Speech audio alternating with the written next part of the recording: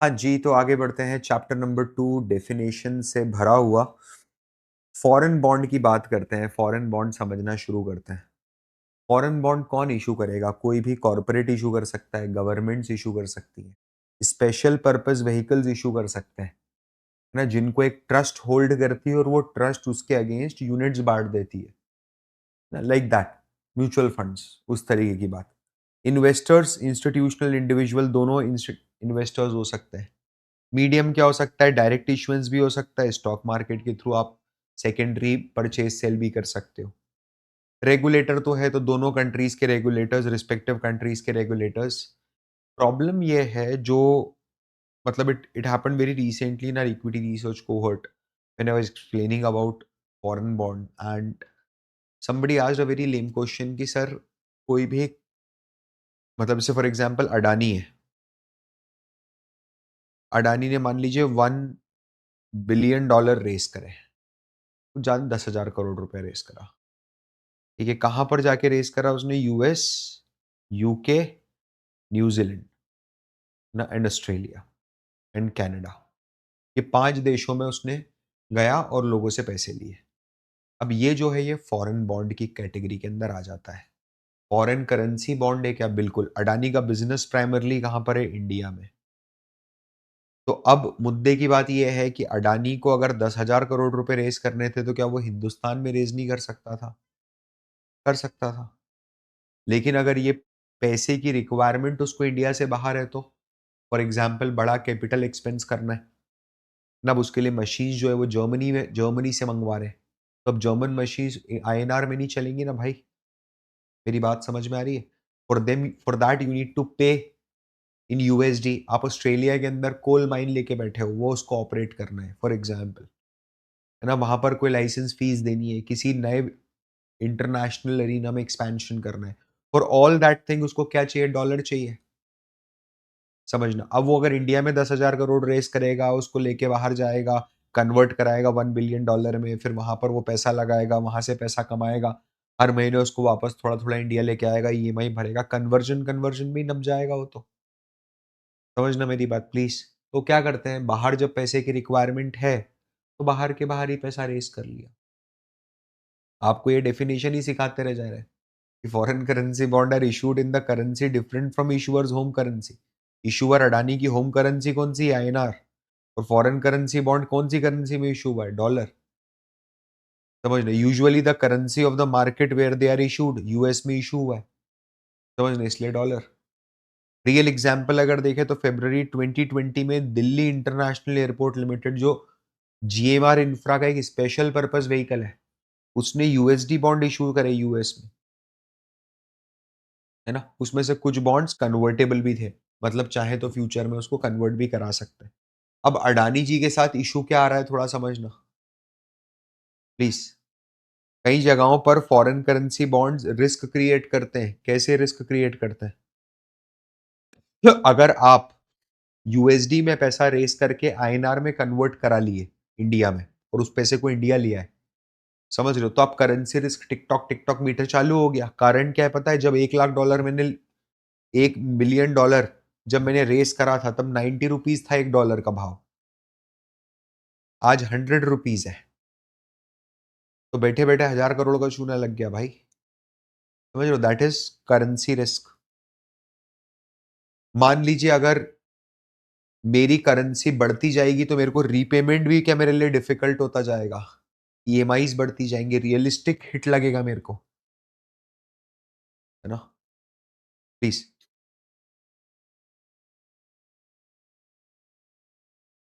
तो मुझे क्या ज़्यादा आईएनआर देना पड़ेगा अब उतना ही पैसे के लिए, वही सेम चीज़ बता रही है, ठीक है?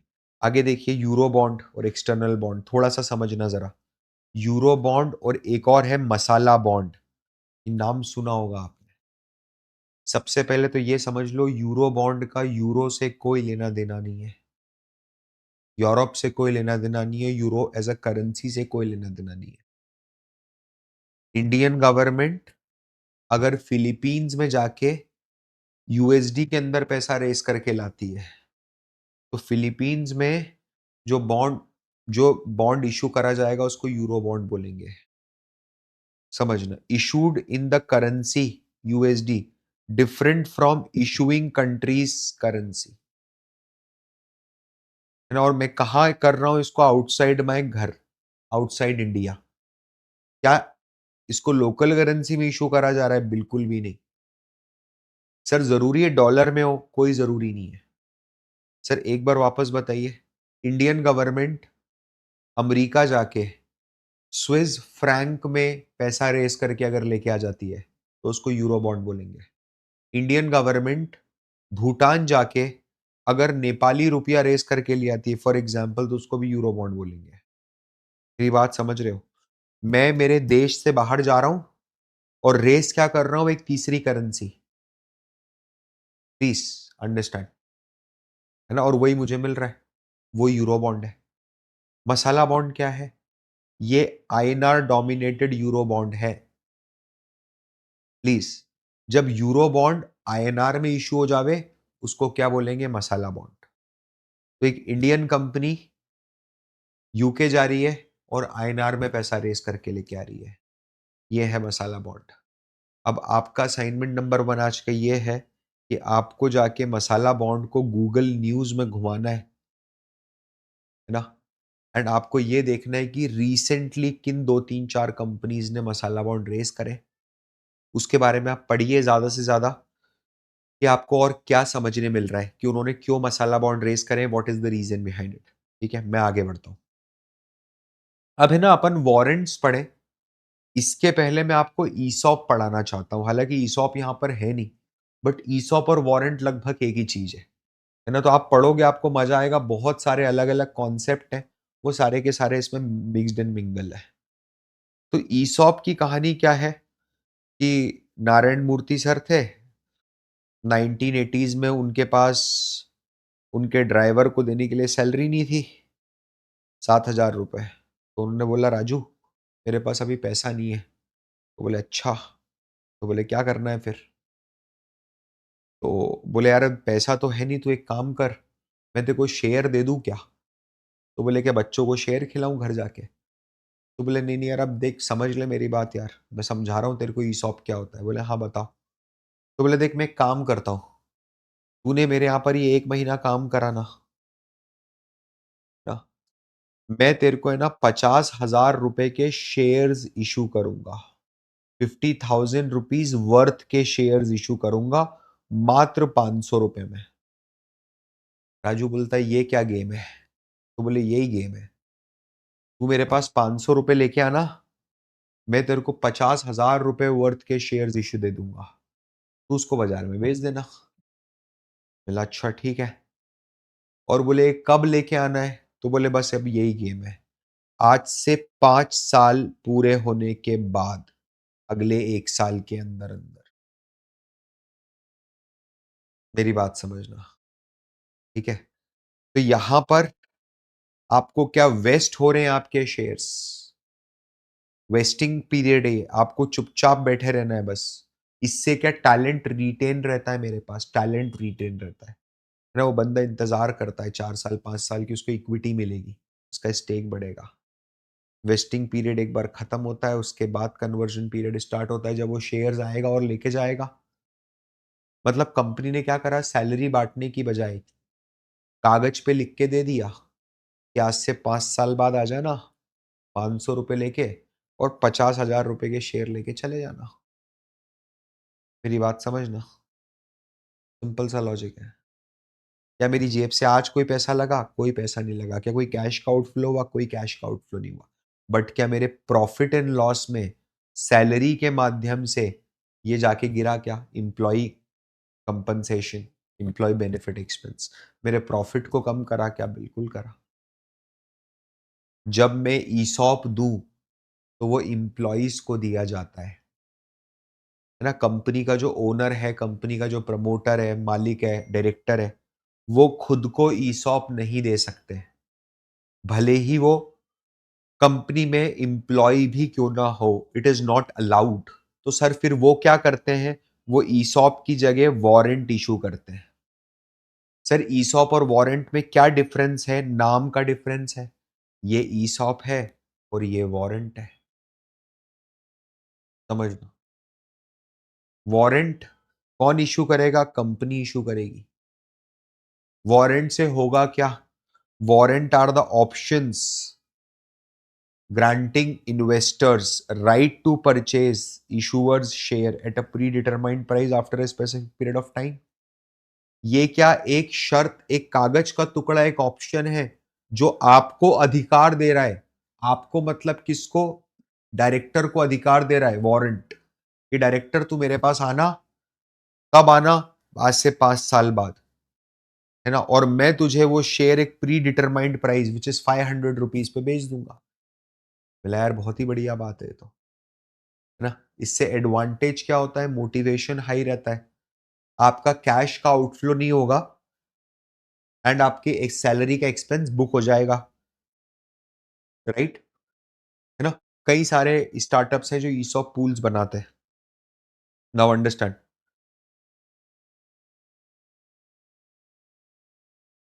सभी लोग।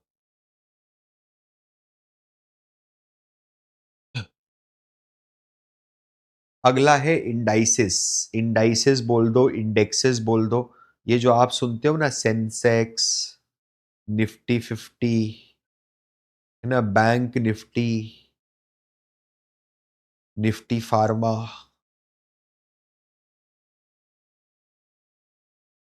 ये सारे के सारे इंडाइसेस हैं। What do mean bye indices? मेरे लिए प्रैक्टिकली ये संभव ही नहीं है कि मैं देश की 50 कंपनीज को अलग अलग ट्रैक कर लूं। 50 कंपनीज के रोज के profits, losses, opening, closing, announcements, है ना, वॉल्यूम, कितना डिफिकल्ट है, सारी की सारी न्यूज। और अगर मैं एक एक करके ट्रैक कर भी लूंगा तो कितने दिन तक कर पाऊंगा? तो मैं क्या करता हूं पता है? मैं जो देश की 50 सबसे बड़ी कंपनीज हैं उनका, है ना, एक स्टैटिस्टिकल बंडल बना लेता हूं। Sir what do mean bye statistical bundle? मैं उनका वेटेड एवरेज ले लेता हूं। तो बोले सर समझ में आया वेटेड एवरेज क्या होता है, बट वेट्स क्या लोगे आप उसमें? तो वेट्स होगा फ्री फ्लोट मार्केट कैपिटलाइजेशन, कि उसका मार्केट कैपिटलाइजेशन कितना है। तो इससे क्या होगा पता है?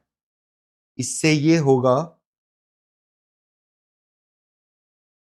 कि अगर मान लीजिए किसी दिन ऐसा हो जावे कि निफ्टी के 50 स्टॉक्स 0.1% बढ़ के बंद हुए, समझना, तो क्या ऐसा बोलेंगे कि निफ्टी 1% ऊपर क्लोज हुआ है? सिंपल सा लॉजिक है। अगर किसी दिन निफ्टी, मतलब ये क्या 50 कंपनीज का एवरेज परफॉर्मेंस बताने लग गया मेरे को? और क्या ये इकोनॉमी के सेक्टर के इंडिकेटर्स बन जाते हैं क्या? Indices can be broad like Nifty 500, Nifty की 500 बड़ी companies, and can be very specific like bank Nifty, Nifty IT. मेरी बात समझना, ये आपको कंपेयर करता है स्टॉक। क्या बेंचमार्किंग के लिए बहुत इंपॉर्टेंट होता है। आप किसी भी म्यूचुअल फंड में जाके अगर देखेंगे तो आपको समझ में आएगा दैट बेंचमार्किंग कितनी जरूरी है ना। वहां पर वो बेंचमार्क करते हैं कि भाई हमारा जो फंड है उसने निफ्टी 500 टीआरआई के अगेंस्ट कैसा परफॉर्म, निफ्टी स्मॉल कैप के अगेंस्ट 250 के अगेंस्ट कैसा परफॉर्म। फिर इंडेक्सेस का और यूज केस अगर आप देखोगे तो रियल टाइम सेंटिमेंट्स तो आपको बताता ही है, डेफिनेटली देश की इकोनॉमिक परफॉर्मेंस बताता है। अगर देश का इंडेक्स नया हाई मार रहा है तो इसका मतलब यही है कि स्टॉक मार्केट बहुत अच्छा चल रहा है, ठीक है।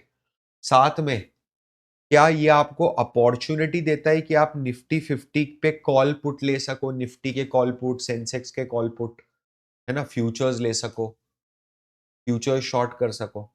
तो ये आपको फंड्स और फाइनेंशियल डेरिवेटिव्स, फंड्स मतलब ईटीएफ जैसे अपॉर्चुनिटीज देता है, और फाइनेंशियल डेरिवेटिव्स जैसी चीज भी देता है कि आपको डेरिवेटिव ट्रेडिंग करने में एक डेप्थ देगा, ठीक है। फिर इसके बाद म्यूचुअल फंड की यूनिट्स क्या होती है? तो बहुत सिंपल है। म्यूचुअल फंड में क्या होता है, एक, समझना, जो छोटी छोटी चीजें उसको फटाफट कवर करते हैं, काफी कवर करना है अपने को। म्यूचुअल फंड के अंदर क्या होता है, आप सारा पैसा मिलके, जैसे आप सब लोगों ने क्या करा, 1-1 लाख रुपए 100 लोगों ने इकट्ठा करके 1 करोड़ रुपए फंड मैनेजर को दे दिए। फंड मैनेजर ने क्या करा पता है? 10-10 रुपए की यूनिट इशू कर दी, 10-10 हजार सबको। मतलब आज जो मैंने 1 लाख रुपए दिए हैं उसके अगेंस्ट मेरे पास 10,000 यूनिट्स हैं, 10 रुपीज ईच। समझिए, 10,000 यूनिट्स हैं, 10 रुपीज ईच। कल को मेरे 1 करोड़ रुपए, अगर 1 करोड़ 10 लाख रुपए बन जाते हैं, तो मेरी जो 10 रुपए की यूनिट है उसका भाव बढ़ के कितना हो जाएगा? 11 रुपए। क्या ये चीज समझ में आ रही है? आगे देखिए, अगर मैं बात करूं आपसे ईटीएफ्स की, तो ये जो 11 रुपए की यूनिट है ना, ध्यान से समझना, बिल्कुल एकदम मूल भाव समझा रहा हूं आपको, एकदम मुद्दे की बात। ये जो 11 रुपए की एक यूनिट है ना, ये मेरे को अगर आज बेचनी है ना, तो मेरे को म्यूचुअल फंड को बोलना पड़ेगा कि भैया मेरे को ये विड्रॉ करना है। और म्यूचुअल फंड बोलेगा अच्छा ठीक है, मेरे को 2 दिन का टाइम दो, है ना? और वो परसों के दिन सुबह 10 बजे मेरे अकाउंट में 11 रुपए डालेगा। समझना, लेकिन कोई भी म्यूचुअल फंड की यूनिट अगर मार्केट में ट्रेड हो रही है, if it is been traded in the market, मतलब मैं उस यूनिट को म्यूचुअल फंड को नहीं जाके बेच रहा हूं, किसी और बायर को बेच रहा हूं। तो इसके लिए क्या मेरे को 2 दिन वेट करना पड़ेगा? बिल्कुल भी नहीं, तुरंत मेरे अकाउंट में पैसा आएगा। T+1 settlement, T+0 settlement. समझना, तो क्या होता है ये? फॉर एग्जाम्पल जैसे इंडेक्स फंड है, तो आप देखोगे सामान्यतः इंडेक्स फंड में इंडिया में आपको इस तरीके से मिलेगा, निफ्टी 20। अब वो निफ्टी 20 क्या है? निफ्टी 50 का ईटीएफ है ना? गोल्ड 20, तो वो गोल्ड 20 क्या है? जो गोल्ड का फंड है, उस फंड का ईटीएफ है ना? फार्मा 20, तो ये क्या है? जो निफ्टी फार्मा है, उसका जो म्यूचुअल फंड है उसकी यूनिट है। ये सब क्या मार्केट में लिस्टेड है डीमटेरियलाइज फॉर्म में, जैसे आपके पास किसी कंपनी का स्टॉक लिस्टेड होता है। और फिर आप क्या करते हो? आपको जब बेचना चाहे तब आप बेच देते हो उसको, कोई दिक्कत नहीं है। एक म्यूचुअल फंड, एक ईटीएफ यूनिट कैसे क्रिएट करी जाती है? बिल्कुल वैसे ही क्रिएट करी जाती है जैसे म्यूचुअल फंड क्रिएट किया जाता है। यूजुअली एक ईटीएफ स्पॉन्सर्ड होती है एक म्यूचुअल फंड के द्वारा, जैसे Nippon India mutual fund for example, है ना? निपॉन इंडिया, ठीक है। अथराइज्ड पार्टिसिपेंट्स कौन कौन होते हैं? बिग ब्रोकर्स होते हैं, बैंक्स होते हैं, राइट? ये क्या करते हैं? अंडरलाइंग असेट्स का बंडल क्रिएट करते हैं। मतलब आपको बताएंगे कि आपको ये स्टॉक्स के अंदर पैसा डालना है ना? They give this bundle to sponsors and receive ETF units which in then turn sold to investors. तो ईटीएफ स्पॉन्सर को ये शेयर देंगे, एएमसी होती है वो शेयर देगी, स्पॉन्सर उनको ईटीएफ देगी, वो ईटीएफ सामने वाली पार्टी को, इन्वेस्टर्स को दे देंगे। अब ईटीएफ जो है usually open ended close ended होती हैं, लेकिन क्या ही फर्क पड़ रहा है, ईटीएफ तो मार्केट में ट्रेडेबल है। तो क्लोज एंडेड ईटीएफ भी तो ट्रेडेबल ही होती है ना? उसको भी मार्केट में ट्रेड करा जा सकता है। ठीक है, कोई बहुत बड़ी बात मैंने ऐसी बताई नहीं है। मैं अगर अभी आपको 1 मिनट में दिखा दूं और ये दर्शन करा दूं आपको, तो आप शायद देख पाओ कि मैं क्या बताना चाह रहा हूँ। देखिए जी,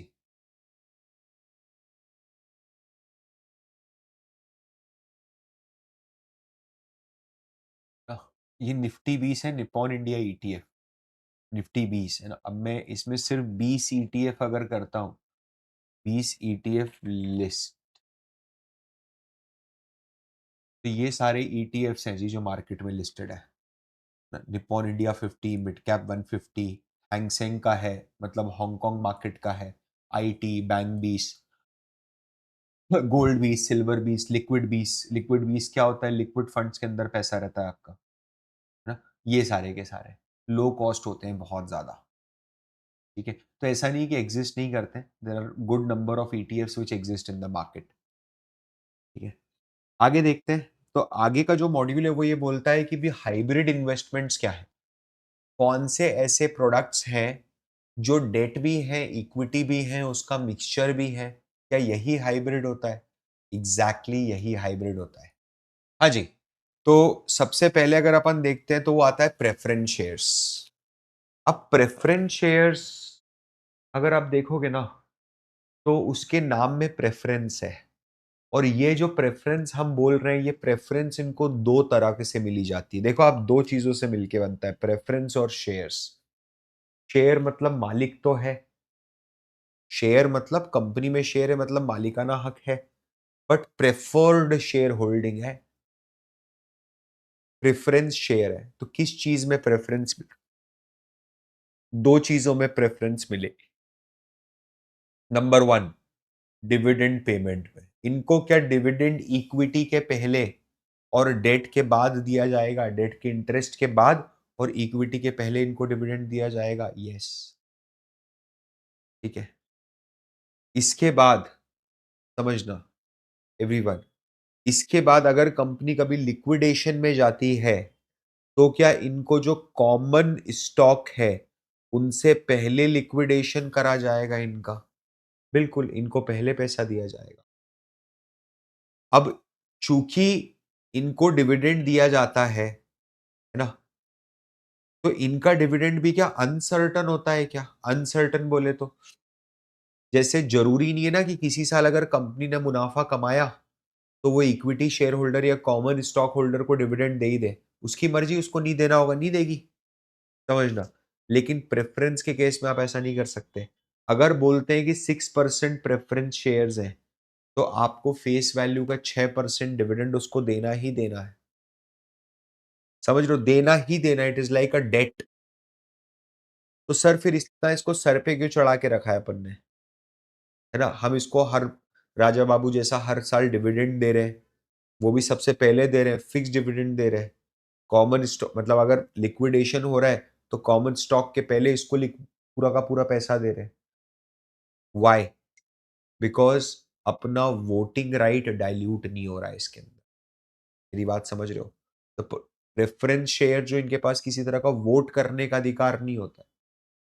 इनके पास ज़रूर डेट और इक्विटी दोनों के स्ट्रक्चर है, दोनों का एक कैरेक्टरिस्टिक ज़रूर है। अच्छा, फिर फॉर एग्ज़ाम्पल मान लीजिए मैंने जो 6% प्रेफ़रेंस शेयर्स बताए, जिस साल प्रॉफ़िट है, क्या उस साल तो 6% देना ही देना है? देना ही देना है। जिस साल प्रॉफ़िट ही नहीं है, उस साल कैसे दूँगा? तो डिपेंड करता है कि प्रेफ़रेंस शेयर्स क्यूमुलेटिव है कि नॉन क्यूमुलेटिव। अगर प्रेफ़रेंस शेयर्स नॉन क्यूमुलेटिव है और आपके पास प्रॉफ़िट उतना नहीं है कि आप डिविडेंड बाँट सको, तो वो डिविडेंड लैप्स हो जाएगा। लेकिन अगर ये प्रेफ़रेंस शेयर्स क्यूमुलेटिव है, तो कोई बात नहीं, आज आपके पास मुनाफ़ा नहीं है, तो आप ये 6% नहीं बाँट पा रहे हो, ठीक है? अगले साल जब मुनाफ़ा आ जाएगा ना, तब 6% पिछले साल का और 6% अगले साल का 12% बाँटोगे जी आप। उसके बाद ही इक्विटी वाले जो कॉमन स्टॉक होल्डर है, वो पैसा लेके बाहर जाएँगे। तो यहाँ पर इनको इस तरीके से प्रेफ़रेंस दिया जाता है, ठीक है? फिर उसके बाद आता है कन्वर्टिबल डिबेंचर्स एंड बॉन्ड्स। बहुत ही प्यारा इंस्ट्रूमेंट है, स्पेशली सरकार को चूना लगाने के काम आता है। अगर आप देखोगे तो आइडिया ने एग्ज़ैक्टली यही करा है। गवर्नमेंट से लोन लिया, गवर्नमेंट को जब पैसा देने की बारी आई तो क्या कर दिया? ऐसे हाथ देखा और ऐसे करके खड़े कर दिए, है ना? कि नहीं है जी पैसा, जो उखाड़ना है उखाड़ लो। गवर्नमेंट ने बोला बिज़नेस बंद कर देंगे, तो बोले कर दो, कल के करे आज कर दो। गवर्नमेंट को भी पता है 15-20 करोड़ लोग, 30 करोड़ लोग आज यूज़ कर रहे हैं। आइडिया एकदम से थोड़ी ना खटका बंद कर सकते हैं। It is a business of national importance. तो गवर्नमेंट ने क्या बोला पता है? बोले कोई बात नहीं, चलो हमने जो तुमको लोन दिया था ना, उसको तुम शेयर्स से सेटल कर दो। तो आइडिया बोलता है ये हुई ना बात, ये बात हुई। कितने का लोन था? तो बोले 10,000 करोड़ का। तो आइडिया बोलता है मतलब अब मेरे को आपको 10,000 करोड़ कैश में नहीं देना है? बोला नहीं देना है। तो बोले सिर्फ एक कागज लेना है और उस कागज पे 10,000 करोड़ के शेयर बना के आपको देना है? बोला, बिल्कुल, नॉर्मल कागज पे 10,000 करोड़ के शेयर्स आपको मेरे को बना के देने। आप समझ रहे हो मेरी बात? मेरी क्या बल्ले-बल्ले हो गई? बल्ले-बल्ले हो गई भाई। मेरी बात समझना, आप ही का है। मेरा पेमेंट करना बच गया ना। कन्वर्टेबल डिबेंचर्स क्या ऐसे डेट इंस्ट्रूमेंट है जिसमें इंटरेस्ट पे होगा क्या टाइमली? इंटरेस्ट तो टाइमली पे होगा। प्रिंसिपल की बात कर रहा हूं मैं। जब 5 साल 10 साल के बाद वो पीरियड आएगा, राइट? जब आप जब आप अपना प्रिंसिपल अमाउंट वापस मांगेंगे, ठीक है? तो ऐसे टाइम पर वो प्रिंसिपल ना देते हुए आपको इक्विटी शेयर्स देंगे। क्या क्या कन्वर्टेबल डिबेंचर्स दोनों डेट और इक्विटी के फीचर्स को रखता है क्या? बिल्कुल रखता है। अब यहाँ पर कुछ चीजें हैं जो बहुत स्पेसिफिक है। कन्वर्जन डेट आपको पता होनी चाहिए, कन्वर्जन रेशो के बारे में आप पता करेंगे, कन्वर्जन प्राइस के बारे में पता करेंगे, है ना? और कितना पोर्शन कन्वर्ट हो रहा है वो पता करेंगे कि पार्टली कन्वर्टेबल डिबेंचर तो नहीं है। कन्वर्जन डेट मतलब किस दिन, ऐसा कोई एक डेट चुनी जाएगी कंपनी के द्वारा कि इस दिन जितने भी लोगों के पास ये डिबेंचर था वो सब शेयर होल्ड करेंगे, उन सबको शेयर मिलेंगे। किस रेशो में मिलेंगे? तो एक डिबेंचर सर्टिफिकेट के अगेंस्ट आपको 50, 100, 70 क्या रेशो आ रहा है, वैल्यूएशन पे डिपेंड करेगा। किस प्राइस पे कन्वर्ट होगा? डिस्काउंट पे होता है यूजुअली, ठीक है। एंड कितना परसेंट कन्वर्ट होगा? इशूअर को बेनिफिट क्या है इससे? इससे इशूअर को बेनिफिट क्या है पता है? जब मेरे को पैसे की ज़रूरत थी ड्यूरिंग द पीरियड, तो मैंने लोअर कूपन पे डेट उठा लिया और रीपेमेंट करते समय भी मैंने पेमेंट करना अवॉइड कर दिया। क्यों? क्योंकि मैंने कैश की जगह शेयर्स इश्यू कर दिए। इश्यूअर का बस एक ही डाउनसाइड है इसके अंदर, क्या है? दैट इज़ डाइल्यूशन, कि आपके मालिकाना हक की चीज़ आप छोड़ रहे हो जा रही है। इन्वेस्टर का बेनिफिट क्या है? शुरुआत में इंटरेस्ट के मज़े मिलेंगे, बाद में शेयर एप्रिसिएशन मिल जाएगा। ठीक है जी। अब यहाँ पर ज़रा थोड़ा देखना, 3 तरीके की कैटेगरीज़ बनेंगी। Fully convertible, partly convertible, optionally convertible. Fully convertible मतलब पूरा डिबेंचर ले लेंगे और उसके बदले में पूरा इश्यू कर देंगे आपको शेयर। अब आपके पास कुछ भी डिबेंचर नहीं बचा है। पार्टली कन्वर्टेबल मतलब हो सकता है 40% डिबेंचर आपके पास बचे एंड 60% वैल्यू का हम आपको इक्विटी शेयर इश्यू कर दें। एंड ऑप्शनली कन्वर्टेबल मतलब कोई ज़रूरी नहीं है कि कन्वर्ट भी हो। मेरी इच्छा होगी तो मैं कन्वर्ट कराऊँगा, नहीं इच्छा होगी तो नहीं कन्वर्ट कराऊँगा, सिंपल सा लॉजिक है। ये नोट्स बहुत प्यारे हैं, बहुत मेहनत से बनाए गए। आप इसको पढ़िएगा, ज़रूर पढ़िएगा, ठीक है? आपको बहुत मज़ा आएगा। हाँ जी, आगे बढ़ते हैं थोड़ा-सा। ये डिपॉज़िटरी रिसीट्स, ग्लोबल डिपॉज़िटरी रिसीट्स, है ना? जीडीआर, ईडीआर ये सब समझते हैं, थोड़ा-सा समझते हैं। जैसे मान लीजिए, एक एग्ज़ाम्पल लेता हूँ मैं कि महिंद्रा एंड महिंद्रा है। महिंद्रा एंड महिंद्रा को डॉलर में पैसा रेज़ करना है थ्रू इक्विटी। वो लोन नहीं लेना चाहता है। अब यार डॉलर में अगर इक्विटी के थ्रू पैसा रेज़ करना है, एक ही ऑप्शन है। महिंद्रा एंड महिंद्रा गया यूएसए। यूएसए में जाके बोला कि यार तुम्हारा जो एस&पी 500 है ना, उसमें मेरे को लिस्ट करा दो आप, प्लीज मेरे को मार्केट में लिस्टिंग करा दो। यूएस में बोलते हैं कि आपको अमरीकी कंपनी होना जरूरी है अगर आप अमरीकी शेयर बाजार में लिस्ट होना चाहते हो। महिंद्रा एंड महिंद्रा तो इंडियन कंपनी है। तो महिंद्रा एंड महिंद्रा ने क्या करा, एक जुगाड़ निकाला। क्या जुगाड़ निकाला पता है? महिंद्रा एंड महिंद्रा ने शेयर्स को ट्रांसफर करा एक डिपॉजिटरी बैंक के पास, कस्टोडियन बैंक के पास, जैसे नॉर्दर्न ट्रस्ट हो गया। शेयर्स क्या महिंद्रा एंड महिंद्रा ने ट्रांसफर कर दिए? शेयर्स क्या अमेरिका में है? बिल्कुल। ये जो बैंक है, सॉरी, ये जो बैंक है, क्या ये लोकल अमरीकी बैंक है? बिल्कुल लोकल अमरीकी बैंक। ध्यान से समझना सभी लोग। अब ये बैंक क्या करती है? ये बैंक है ना, यूएस में इन्वेस्टर्स को 10-10 डॉलर में एक रिसीट इशू कर देती है। और वो रिसीट के अगेंस्ट उनको क्या मिलता है? ये शेयर्स की असेट का मालिकाना हक। अगर ये शेयर की कीमत बढ़ेगी तो क्या ये डिपॉजिटरी रिसीट की कीमतें बढ़ेंगी? बिल्कुल। ये जो इन्वेस्टर्स हैं जिन्होंने 10-10 डॉलर लगाए हैं, थोड़ा जरा समझना, ये क्या, ये लोग क्या महिंद्रा एंड महिंद्रा के शेयर होल्डर्स हैं क्या? बिल्कुल भी नहीं। ये महिंद्रा एंड महिंद्रा की डिपॉजिटरी रिसीट के रिसीट होल्डर्स हैं। महिंद्रा एंड महिंद्रा का शेयर होल्डर कौन है? डिपॉजिटरी बैंक है। तो क्या ये वोटिंग नहीं कर सकते महिंद्रा एंड महिंद्रा की मीटिंग में जाके? नहीं कर सकते, अनफॉर्चुनेटली नहीं कर सकते, है ना? यही होता है।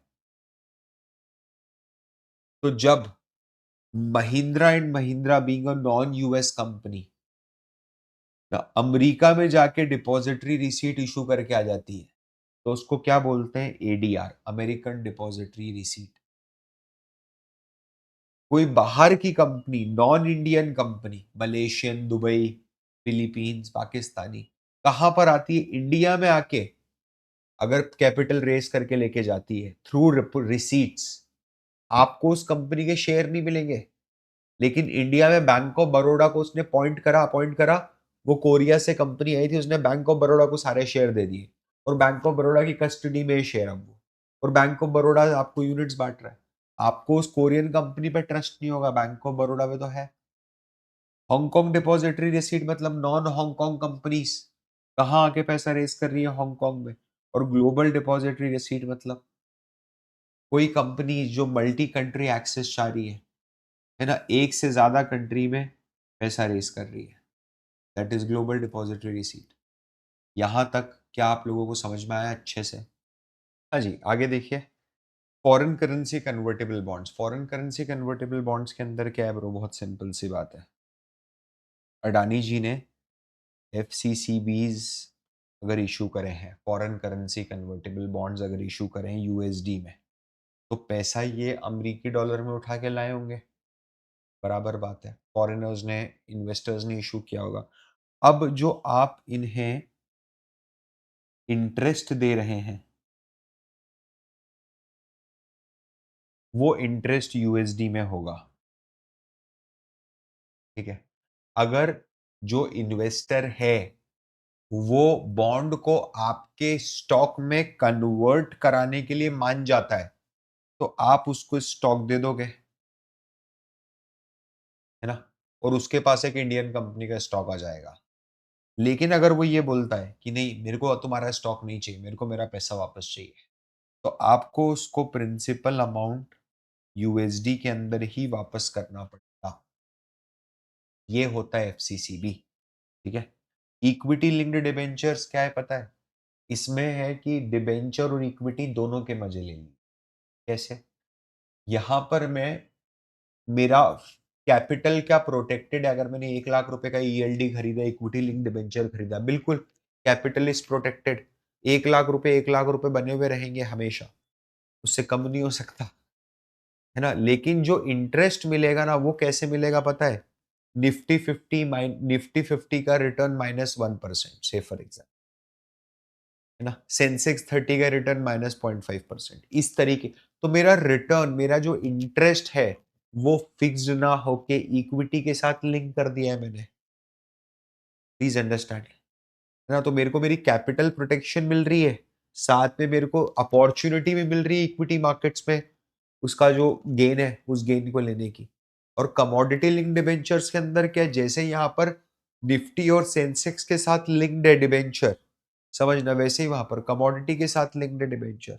ये बहुत बड़ी बात थोड़ा ना है, कि ये चीज समझ में आ रही है सभी लोगों को, ए टू जेड अच्छे से। आगे देखिए, मॉर्टगेज बैक सिक्योरिटीज और असेट बैक सिक्योरिटीज क्या होते हैं वो समझ। मान लीजिए एक कंपनी है एचडीएफसी बैंक लिमिटेड, इसकी बैलेंस शीट में अगर मैं जाऊं, तो मेरे को असेट साइड के अंदर होम लोन्स खड़े दिखते हैं, 1,000 करोड़ के होम लोन्स हैं। मतलब आने वाले कुछ सालों में, 10 15 20 सालों में, कंपनी धीरे धीरे धीरे धीरे धीरे धीरे करके 1,000 करोड़ रुपए रिकवर करेगी। जैसे जैसे एक एक ईएमआई आती जाएगी, वो उस पैसे को आगे दूसरे को, किसी को लोन दे देगी। अब यहां पर गणित क्या हो रहा है वो समझना। एचडीएफसी बैंक ये चाहती है कि ये पूरा 1,000 करोड़ रुपया मेरी बैलेंस शीट से एक बार में बाहर निकल जाए। मेरे को तो ये लोन बेचना है जी, और मेरे को 1,000 करोड़ रुपए तुरंत तत्काल खड़े करने हैं। तो क्या हुआ पता है? एचडीएफसी बैंक लिमिटेड ने यहां पर बनाया एक स्पेशल पर्पस व्हीकल, और उस स्पेशल पर्पस, जैसे फॉर एग्जांपल मान लो एचडीएफसी स्ट्रक्चर्ड फाइनेंस, ऐसा करके एक कंपनी बनी। ये स्पेशल पर्पस व्हीकल। ये होम लोन जो है ना, ये किसको ट्रांसफर हो गए? ये ट्रांसफर हो गए एचडीएफसी स्ट्रक्चर्ड फाइनेंस लिमिटेड को। एचडीएफसी स्ट्रक्चर्ड फाइनेंस लिमिटेड ने क्या करा? वो लोगों के पास गई, 1,000 लोगों के पास गई और सबसे 1-1 करोड़ रुपए इकट्ठा कर लिए, और उसने वो 1,000 करोड़ रुपए किसको वापस कर दिए? एचडीएफसी बैंक को वापस कर दिए। तो मतलब ये है कि ये एचडीएफसी स्ट्रक्चर्ड फाइनेंस लिमिटेड ने एचडीएफसी बैंक से उसके होम लोन्स खरीद लिए। बिल्कुल सही है। अब एचडीएफसी बैंक जो है वो पिक्चर से पूरा का पूरा बाहर हो गई। अब जैसे जैसे ये होम लोन की ईएमआईज वापस आती जाएंगी, क्या वो बैंक के पास आएंगी? नहीं, अब एचडीएफसी स्ट्रक्चर्ड फाइनेंस के पास आएंगी। जैसे जैसे ईएमआई वापस आती जाएंगी, ये अमाउंट आपको रीपे होता जाएगा। ठीक है, इन्वेस्टर्स को ये अमाउंट रीपे होता जाएगा। एग्जैक्टली यही होता है। तो इससे हुआ क्या पता है? मेरे एचडीएफसी बैंक के पास जो एक इलिक्विड एसेट थी ना 1,000 करोड़ की, वो लिक्विडिटी में कन्वर्ट हो गई। अच्छा, मेरे को एक बात समझाना, जो ये व्यक्ति यहां पर 1,000 करोड़ रुपए इन्वेस्ट करेगा, क्या वो ये जानना चाहेगा कि यार ये जो होम लोन्स है, जो आपके पास होम लोन का पूल है, इस होम लोन की क्वालिटी कैसी है? समझना, बिजनेसमैन का लोन है कि सैलरीड व्यक्ति का लोन है? सैलरीड व्यक्ति के लोन में कम माथाफोड़ी होगी। छोटे लोन है या बड़े लोन है या मिड साइज लोन है, क्रेडिट रेटिंग, हर एसपीवी, हर मॉर्गेज बैक सिक्योरिटी की क्रेडिट रेटिंग होगी। तो इनके पास जो 1-1 करोड़ रुपए के एवज में जो कागज इनके पास आएगा, उसको बोला जाता है मॉर्गेज बैक सिक्योरिटी, क्योंकि आपने मॉर्गेज के अगेंस्ट वो मॉर्गेज खरीद लिया 1-1 करोड़ रुपए देके। ठीक है, एक बार जरा देखिए। MBS and ABS are debt instruments issued against receivables. Receivables मतलब डेटर्स, है ना? And cash flows from financial assets like home loan, auto loan, receivables, rent receivables, credit card receivables. Right, इन सब के अगेंस्ट भी मिल सकता है, जरूरी नहीं हमेशा होम लोन ही। ठीक है, जो भी क्रेडिट कार्ड से, रिसीवेबल से, रेंट रिसीवेबल से, ऑटो लोन से, जो भी अंडरलाइंग असेट्स, जो भी कैश फ्लो आएगा, समझना, वो उससे क्या हम इंटरेस्ट, मतलब जो भी कैश फ्लोज आएगा उसको क्या हम पास ऑन करेंगे क्या यूनिट होल्डर्स को? बिल्कुल, ये सिक्योरिटाइजेशन प्रोसेस बोलते हैं इसको। ये हेल्प करेगा लिक्विड एसेट को लिक्विड एसेट में कन्वर्ट, इलिक्विड को लिक्विड में कन्वर्ट करने की। और ये इंस्ट्रूमेंट्स क्रेडिट रेटिंग होती है इनकी, और ये लिस्टेड होते हैं स्टॉक मार्केट्स पे, है ना? तो अगर आपको, आपका ऐसा है कि मेरे रिस्क कम है, मैं इतनी हाई रिस्क नहीं लूंगा, to have the option to go with a high credit rating bond, triple A kind of structure, इसको वैसे स्ट्रक्चर्ड फाइनेंस की कैटेगरी के अंदर आता है। समझिए मेरी बात। और फाइनेंशियल इनोवेशन जिस हिसाब से चल रहे हैं, नया नया कुछ ना कुछ आते ही रहेगा इसके अंदर, यूनिकनेस कंटिन्यू बनी रहेगी इसकी। ठीक है, फिर इसके बाद आता है रीट्स और इनविट। लगभग सेम है।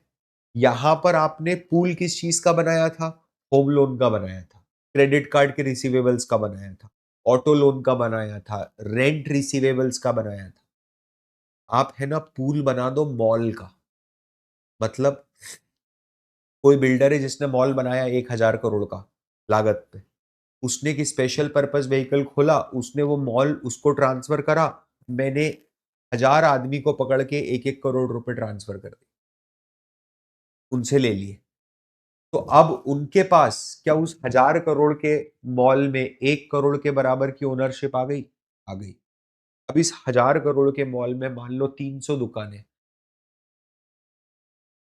ऑन एन एवरेज 1 लाख रुपए महीना किराया है, मतलब 3 करोड़ रुपए का मेरा रेवेन्यू आ रहा है, रेंटल आ रहा है हर मंथ। एक एग्जाम्पल लिया मैंने। तो ये जो रेंटल आ रहा है, क्या ये यूनिट होल्डर्स को पास ऑन कर दिया जाएगा? बिल्कुल। अगर रियल एस्टेट होगी, होम लोन की जगह हार्ड रियल एस्टेट है, तो उसको बोलेंगे रीट्स, रियल एस्टेट इन्वेस्टमेंट ट्रस्ट। और अगर रियल एस्टेट नहीं है, होम लोन नहीं है, क्रेडिट कार्ड डेट नहीं है, रेंट रिसीवेबल नहीं है, क्या है? Toll road collection, infrastructure related कुछ है, ट्रांसमिशन लाइंस, तो उनसे मिलने वाले जो कैश फ्लोज है, टोल से जो कैश फ्लो जनरेट होगा, समझना, आफ्टर द एक्सपेंस, वो डिस्ट्रीब्यूट कर दिया जाएगा यूनिट होल्डर्स को। Very similar to REITs, very similar to REITs. ठीक है, आगे जरा ध्यान से समझिए, जो कमोडिटी वाला पोर्शन है, it is the newest portion, ये एकदम नया पोर्शन है, और ये पहली बार एनआईएसएम 15 में इंट्रोड्यूस हुआ है 2025 में, इसके पहले नहीं था, तो टेस्टेबिलिटी बहुत हाई है। आपने सुना है शार्क टैंक के अंदर बोलते हैं ना कि तुम्हारा प्रोडक्ट तो बहुत कमोडिटाइज्ड है। What do mean by commoditized product? Commodity का क्या मतलब होता है? अगर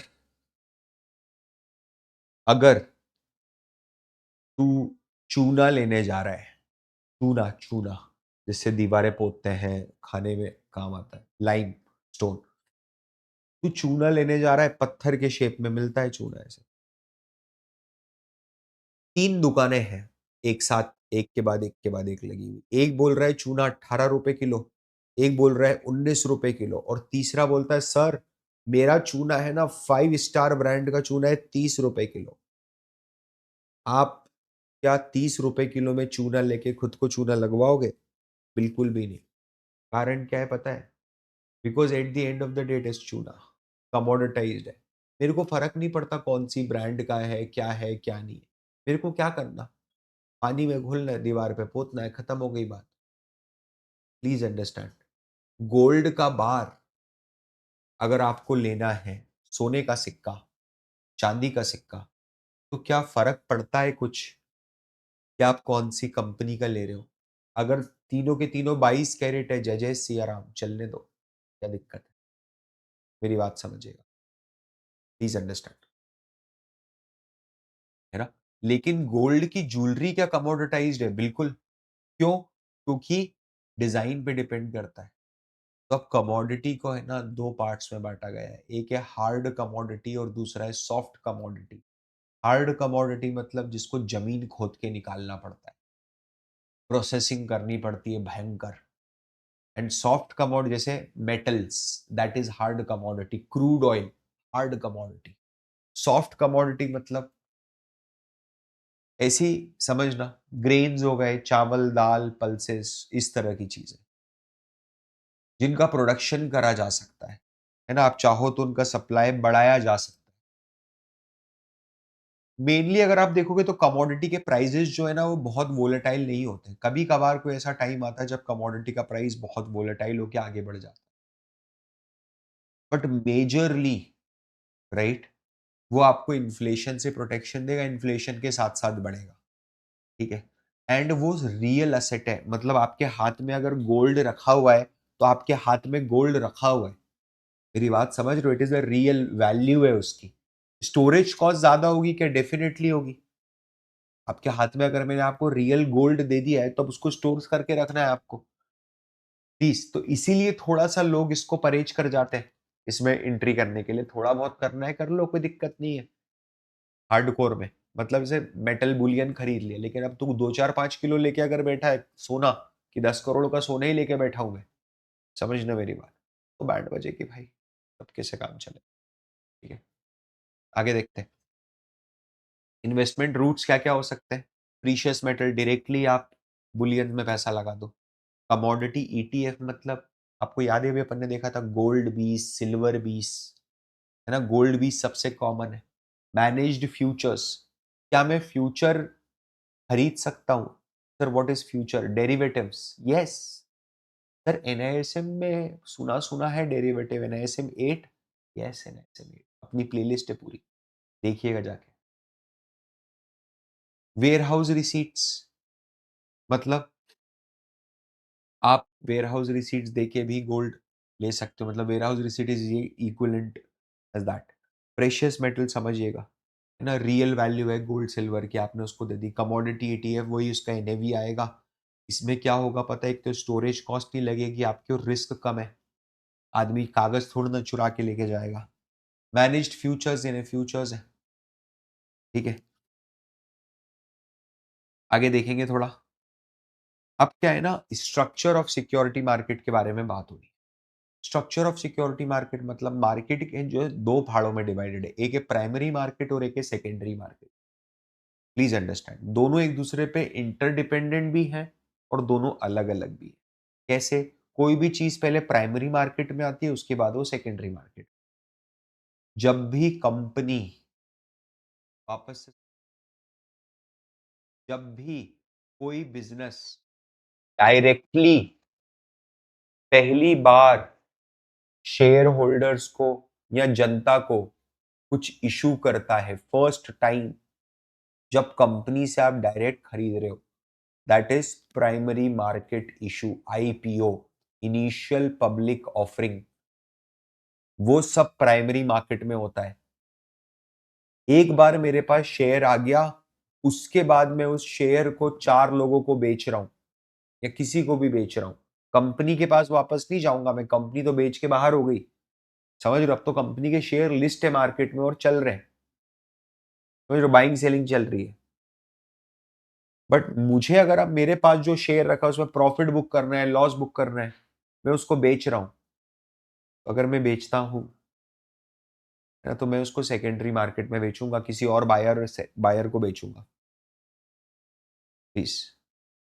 तो प्राइमरी मार्केट में क्या होता है, नई कैपिटल रेस करते हैं। ठीक है, समझना।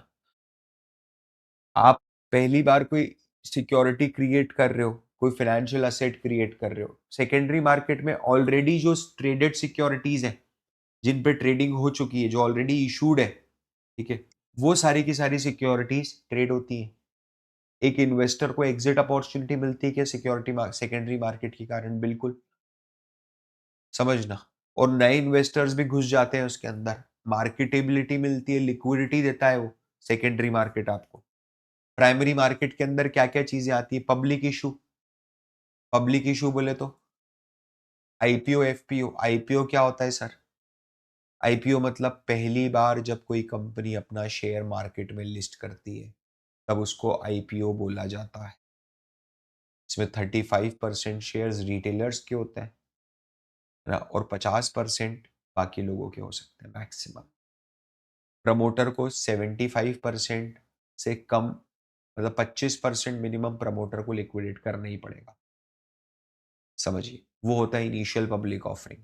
पहली बार जब मैं लेके आया, एक बार मैं लेके आ गया, मैं दूसरी बार वापस जा रहा हूं पब्लिक को अपना शेयर बेचने, उसको बोलते हैं फॉलो ऑन पब्लिक ऑफर, कि हम और पैसा रेस कर रहे हैं। प्राइवेट प्लेसमेंट क्या होता है पता है? हम पब्लिक के पास नहीं जा रहे हैं। पब्लिक के पास नहीं जा रहे हैं मतलब बैठ के बात हो जाएगी, 50 से कम लोग होंगे और प्राइवेट प्लेसमेंट हो जाएगा। इसमें कोई हल्ला गुल्ला नहीं होता है ज्यादा। ठीक है। फिर प्रेफरेंशियल इश्यूज क्या होता है? प्रेफरेंशियल इश्यूज मतलब अगेन हम पब्लिक के पास नहीं जा रहे हैं।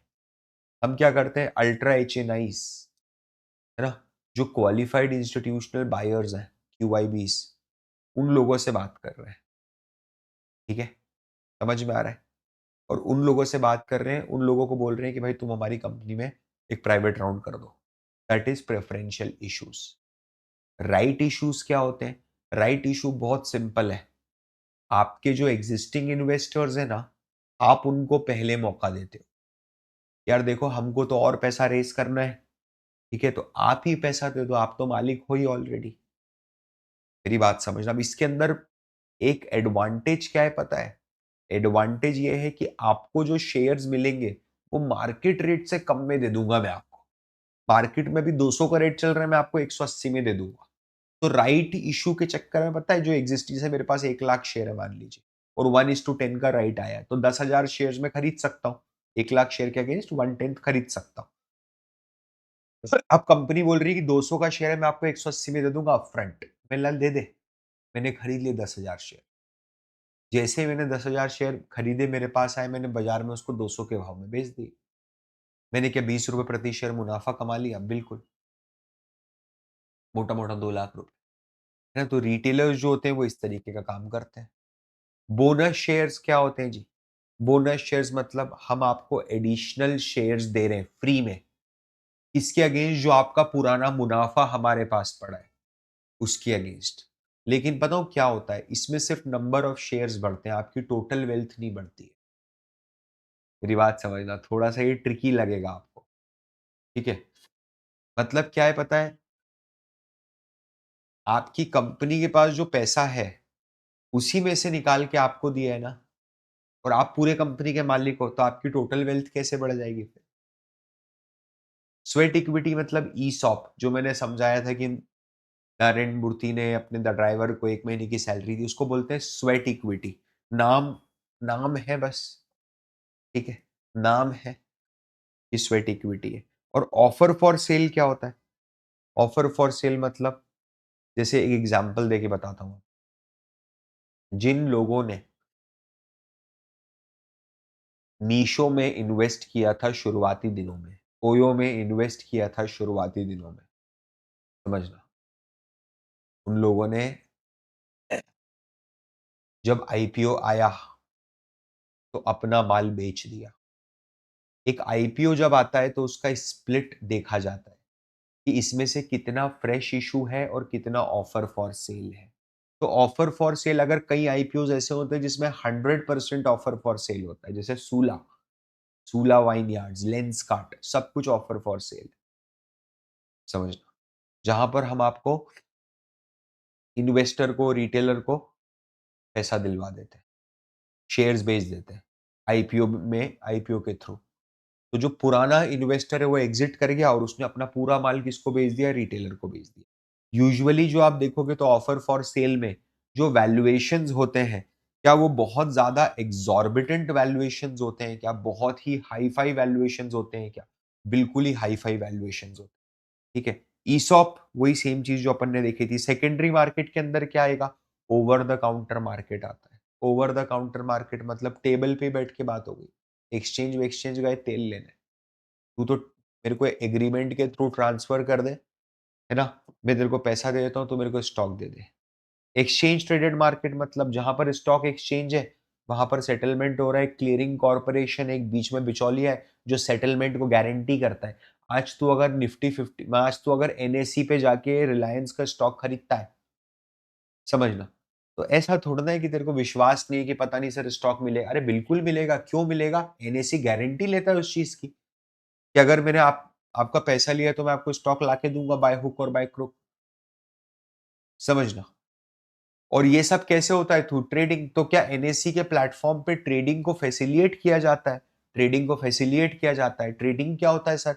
It is a formal contract to buy और सेल अ सिक्योरिटी। ये ओवर द काउंटर भी हो सकती है, एक्सचेंज ट्रेडेड भी हो सकती है, मैनुअल भी हो सकती है, इलेक्ट्रॉनिक ऑर्डर मैचिंग सिस्टम के थ्रू भी हो सकती है। क्लियरिंग एंड सेटलमेंट, एक बार जब बायर सेलर का ऑर्डर मैच हुआ, तो बायर का पैसा कट गया, सेलर के शेयर फ्रीज हो गए। अब ये जाते हैं क्लियरिंग टीम के पास, तो क्लियरिंग टीम ढूंढती है कि भैया ये शेयर किसने खरीदा है। तो बायर बायर का पता चलता है कि अच्छा बायर ने खरीदा, बायर का पैसा आ गया है क्या? आ गया। तो फिर वो सेटलमेंट टीम को बोलते हैं कि सेटल करो ट्रांजेक्शन। तो सेटलमेंट टीम क्या करेगी? सेलर के शेयर को बायर को देगी, बायर के पैसे को सेलर को देगी, सेलर को देगी। ये काम होता है। इसके अंदर काउंटर पार्टी कौन बनता है? काउंटर पार्टी बनता है क्लियरिंग कॉर्पोरेशन ऑफ इंडिया, जो हर इंडिया में हर तरह की फाइनेंशियल क्लियरिंग का गॉडफादर है। वही फाइनेंशियल इंफ्रास्ट्रक्चर नहीं है बाकी किसी और के पास, नेशन वाइड फाइनेंशियल क्लियरिंग करने, सिर्फ क्लियरिंग कॉर्पोरेशन ऑफ इंडिया के पास है। Please understand. अब ऐसे केस के अंदर अगर आपने कभी कभी देखा होगा, कई बार होता है, आई एम नॉट श्योर अगर कभी आपने इसको देखा है तो, कई बार ऐसा होता है कि शॉर्ट डिलीवरी हो जाती है। मतलब यानी मैंने रिलायंस का शेयर खरीद लिया है, पैसा भी चला गया, लेकिन मेरे पास शेयर नहीं आया। गारंटी आ जाएगा, कोई दिक्कत नहीं है, it is just a matter of time, delay हो गया। तो ऐसे में पता है आपको रिवॉर्ड मिलता है, डिले की पेनल्टी आपको मिली जाती, आपको दी जाती है। फिर एक चीज है रिस्क मैनेजमेंट। क्या होता है ना, अगर आप किसी व्यक्ति से वन ऑन वन बेसिस पे ट्रांजेक्शन कर रहे हो, तो उसकी पूरी की पूरी रिस्क, है ना, पूरी की पूरी काउंटर की, वो व्यक्ति पैसा देगा नहीं देगा, भाग गया, क्या हुआ, राम जाने, वो आप बियर कर रहे हो। लेकिन अगर आप एक्सचेंज पे ट्रांजेक्शन करते हो तो एक्सचेंज आपको ऐसे ही फोकट में ट्रांजेक्शन नहीं करने देता। एक्सचेंज पहले आपको इनिशियल मार्जिन रखवाएगा कि नहीं, पहले तो 1-1 लाख रुपए भर दो। फिर जो भी व्यक्ति नुकसान में जा रहा है, उससे विद इन 24 आवर्स वो मार्क टू मार्जिन पर रखवाएगा, ताकि जैसे ही ट्रेड एग्जिट हो वो तुरंत सेटल कर दे।